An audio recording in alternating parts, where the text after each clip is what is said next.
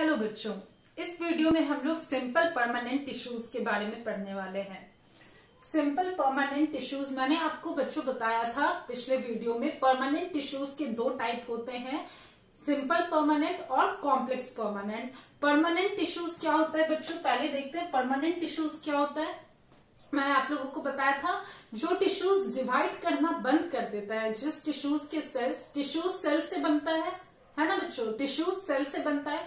तो सेल्स क्या होते हैं परमानेंट टिश्यूज के, डिवाइड करना बंद कर देते हैं, एक अपना प्रॉपर शेप और प्रॉपर साइज गेन कर लेते हैं। समझे, एक अपना प्रॉपर शेप और प्रॉपर साइज गेन कर लिए और उसके बाद अब वो आपको डिवाइड नहीं करेंगे। उसका सेल कब डिवाइड करता है बच्चों, सेल डिवाइड करता है तो उससे रीजन्स ग्रो करता है। जैसे मानो कोई, जो मैंने आपको बताया था कि स्टेम के टिप का या फिर रूट के टिप का पोर्शन जब डिवाइड करता है, वहां के सेल्स डिवाइड करते हैं बच्चों, तो वो क्या करता है, वो अपने पूरे लाइफ टाइम ग्रो करता रहता है ना बच्चों। लेकिन एक समय ऐसा आता है बच्चों कि कुछ सेल्स, जो सेल्स ग्रोइंग सेल्स हैं, जो सेल्स ग्रो कर रहे हैं, वो सेल्स अब चाहते हैं कि अब हमें एक परमानेंट शेप और साइज मिल जाए और हम लोग ग्रो करना बंद कर दे। मतलब वो लोग बुढ़ापा में आ जाते हैं, है ना बच्चों, बुढ़ापा में आ जाएंगे और चाहेंगे कि अब मेरा शेप और साइज मुझे एक परमानेंट मिल जाएगा और मैं उसको ग्रो करना अब बंद कर दूंगा। तो बच्चों वो जो परमानेंट शेप और साइज गेन करता है प्लांट्स, उसको ही हम लोग परमानेंट टिश्यूज कहते हैं। ठीक है बच्चों, उसमें क्या होता है, सेल्स अब डिवाइड करना बंद कर देता है, वो एक परमानेंट शेप या परमानेंट साइज गेन कर लेता है। ठीक है बच्चों, तो इसी का दो तरह था, मैंने आपको बताया था सिंपल परमानेंट और एक कॉम्प्लेक्स परमानेंट था। सिंपल परमानेंट सिंगल टाइप के सेल का बना होता है। इसमें सिंगल टाइप का सेल कैसा होगा, सेल मतलब स्ट्रक्चर में और फंक्शन, जो टिश्यूज होंगे वो सेल से मिलकर बने होंगे, तो सेल्स जो होंगे बच्चों वो उसका स्ट्रक्चर और फंक्शन एक दूसरे के सिमिलर होगा। दैट मीन्स वो टिश्यूज जितने भी सेल्स से मिलके बने होंगे वो सारे सेल्स स्ट्रक्चरली और फंक्शनली एक दूसरे के सिमिलर होंगे। ठीक है बच्चों, मतलब वो दिखने में भी सिमिलर होंगे और काम भी एक जैसा ही करेंगे। ठीक है बच्चों, तो ये सिंगल टाइप के सेल से मिलके बनता है। ठीक है बच्चों, अब देखते हैं हम लोग इसका टाइप्स क्या होता है सिंपल टिश्यूज का। सिंपल टिश्यूज का बच्चों तीन मेन टाइप्स है। ठीक है, पैरेन्काइमा, कॉलेन्काइमा एंड स्क्लेरेन्काइमा। पैरेन्काइमा जो है बच्चों, पैरेंट से नाम ही है पेरेंट। पेरेंट कहां से आया बच्चों, पेरेंट से आया। ठीक है, पेरेंट से आया। पेरेंट क्या करता है, स्टोर करता है ना बच्चों, आपके लिए फूड स्टोर करते हैं, आपके लिए पैसा स्टोर करते हैं पेरेंट्स, है ना बच्चों। तो पेरेंट्स स्टोरेज हो गया। ठीक है, पैरेन्काइमा स्टोरेज में हेल्प किया, कॉलेन्काइमा फ्लेक्सिबिलिटी प्रोवाइड किया, मतलब फ्लेक्सिबल बनाया। ठीक है बच्चों, प्लांट के पार्ट्स को।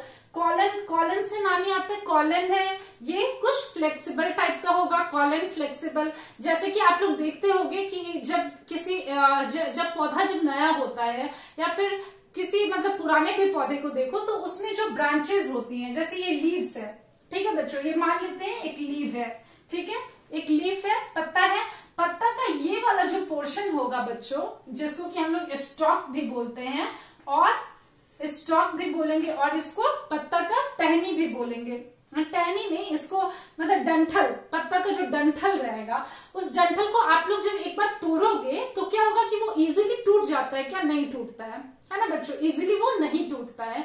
तो मतलब उसमें जब बहुत ज्यादा उसको दम लगाओगे, तोड़ोगे, मरोड़ोगे, तब भी उसको देखोगे कि फाड़ोगे तो एक एक लाइन उसका फटता जाएगा। लेकिन वो ऐसा नहीं होगा कि एक बार ऐसे किया, तोड़ना चाहा और वो टूट गया, ऐसा नहीं होता बच्चों, वो फ्लेक्सिबल होता है। तो फ्लेक्सिबिलिटी उसके अंदर कौन लाएगा बच्चों, फ्लेक्सिबिलिटी कॉलेन्काइमा लाता है, कॉलेन्काइमा टिश्यूज फ्लेक्सिबिलिटी लाता है। अब आते हैं बच्चों लोग स्क्लेरेन्काइमा पे। स्क्लेरेन्काइमा जो है बच्चों ये कुछ हार्ड है, मतलब जैसे वुड पार्ट होता है। ठीक है बच्चों, वुड पार्ट हुआ, पेड़ सब जब बूढ़े हो जाते हैं तो उसका वुडन जो पार्ट रहता है वो स्क्लेरेन्काइमा का बना होता है बच्चों। ठीक है बच्चों, ये स्क्लेरेन्काइमा का बना होगा। ये क्या प्रोवाइड करेगा बच्चों, प्रोटेक्शन प्रोवाइड करेगा। कोई भी मारने जाएगा तो स्क्लेरेन्काइमा तुरंत उसके हाथ में चोट पहुंचाएगा, लेकिन पेड़ को चोट नहीं पहुंचेगा। समझ गए बच्चों, वो क्यों हो रहा है, ड्यू टू स्क्लेरेन्काइमा। ठीक है, तो पैरेन्काइमा में क्या क्या है, सेल्स इसके कैसे होते हैं, सबके बारे में हम लोग समझेंगे। पैरेन्काइमा बच्चों लिविंग सेल का बना होता है। सबसे पहले ये देखना है कि यहाँ पे सेल्स लिविंग होते हैं। ठीक है बच्चों, यहाँ के सेल्स लिविंग होते हैं। सेल वॉल किस चीज का बना होगा बच्चों, सेल्यूलोजिक होगा, लेकिन यहाँ पे सेल वॉल बहुत ही पतला रहता है। सेल वॉल बहुत पतला रहता है। ठीक है बच्चों। इंटरसेल्यूलर स्पेस, इंटरसेल्यूलर स्पेस जो बच्चों दो सेल्स के बीच में होगा, दो सेल के बीच के स्पेस को हम लोग इंटरसेल्यूलर स्पेस कहते हैं। ठीक है बच्चों।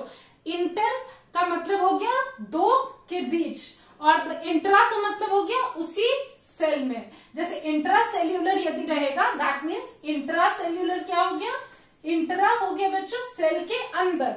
ठीक है, इनसाइड द सेल। और इंटरसेल्यूलर हो गया दैट मीन्स दो सेल के बीच में। ये डिफरेंस आप लोगों को समझना है इंटर और इंट्रा के बारे में।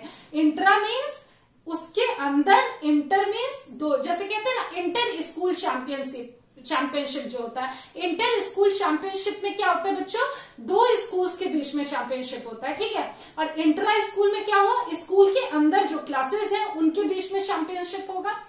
तो ये है बच्चों आपको जो इंटरसेल्यूलर स्पेस होंगे पैरेन्काइमा टिश्यूज में, सेल्स के बने होंगे पैरेन्काइमा टिश्यूज, तो इसमें जो दो सेल के बीच में स्पेस होगा वो काफी ज्यादा होगा। ठीक है।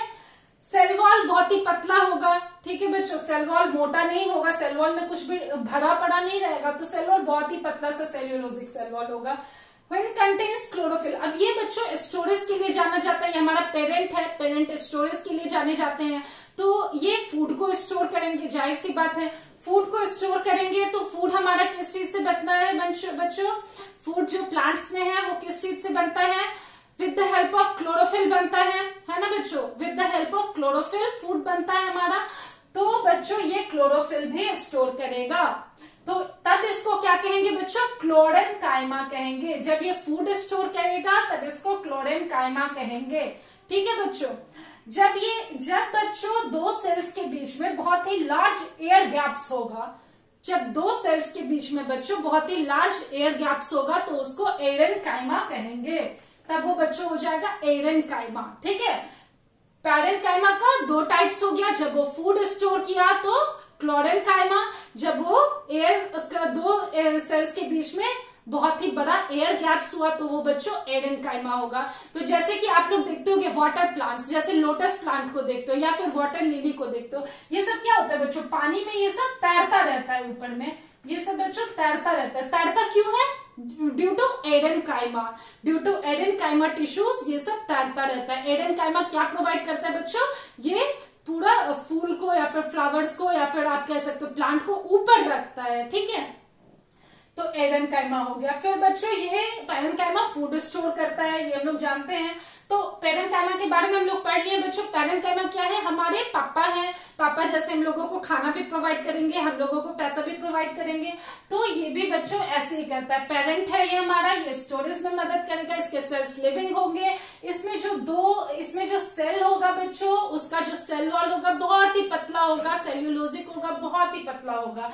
और बच्चों इसके जो सेल्स के बीच में इस टिश्यूज सेल का बना होगा, तो ये टिश्यूज में जो बच्चों सेल्स होंगे वो सेल्स के बीच में गैपिंग भी अच्छा खासा रहेगा, लार्ज इंटरसेल्यूलर स्पेस रहेगा। ठीक है बच्चों। सेल वॉल बहुत ही पतला होगा। जब ये क्लोरोफिल कंटेन करेगा तो इसको क्लोरेन्काइमा कहेंगे। जब ये एयर दो सेल के बीच में जब बच्चों लार्ज एयर गैप रहेगा तो इसको एरेन्काइमा कहेंगे, जो कि फूल को या फिर जो भी फ्लावर है या फिर जो भी पौधा है उसको क्या प्रोवाइड करता है, बोएंसी प्रोवाइड करता है। दैट मीन्स उसको ऊपर की तरफ धकेलता है पानी से, पानी की सतह से ऊपर की तरफ धकेलेगा तो पानी की सतह पे आप देखोगे वो तैरता रहता है।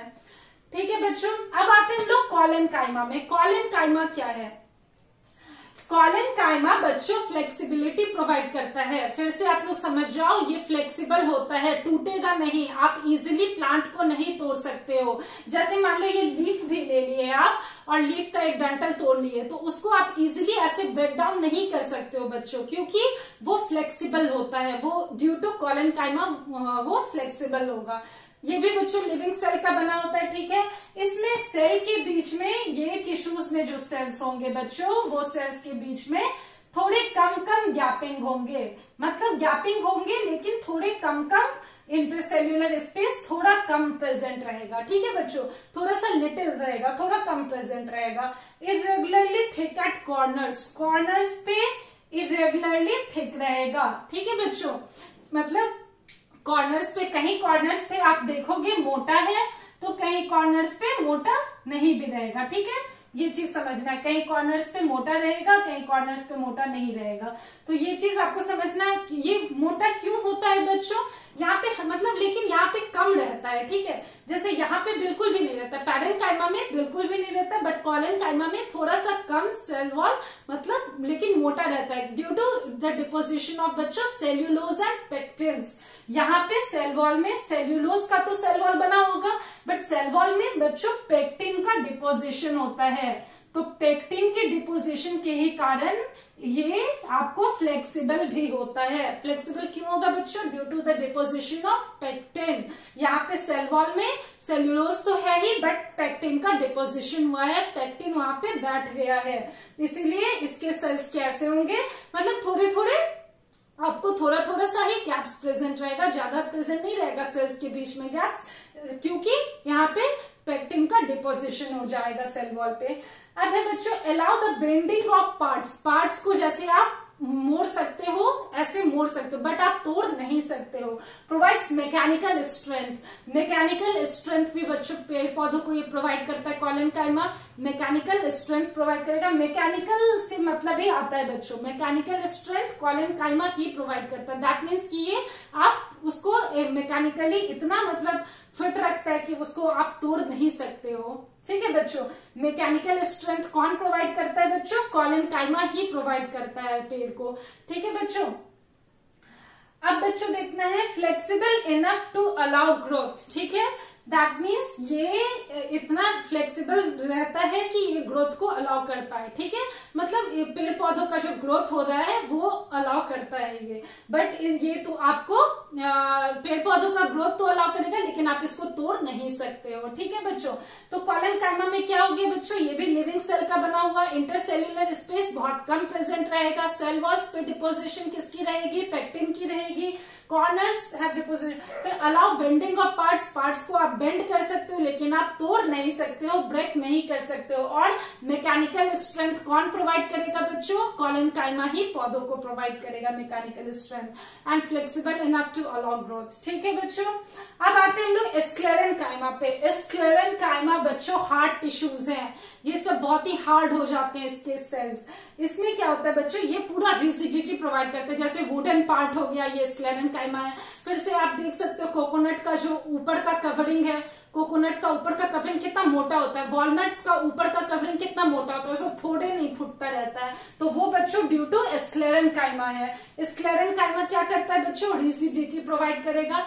इंटरसेल्यूलर स्पेस यहाँ पे क्या रहेगा बच्चों, बिल्कुल भी प्रेजेंट नहीं रहेगा, इंटरसेल्यूलर स्पेस बिल्कुल एब्सेंट रहेगा। ठीक है बच्चों, वॉल्स थिक विथ लिग्निन, यहाँ पे बच्चों सेल वॉल तो है बट सेल वॉल काफी ज्यादा, यहाँ पे क्या होता है, यहाँ पे जैसे मानो सेल है, ठीक है, यहाँ पे जो सेल रहेगा उसमें इंटरसेल्यूलर स्पेस बिल्कुल भी नहीं रहेगा, और यहाँ पे क्या होगा कि ये पूरा पूरा लिग्निन से भरा हुआ रहेगा।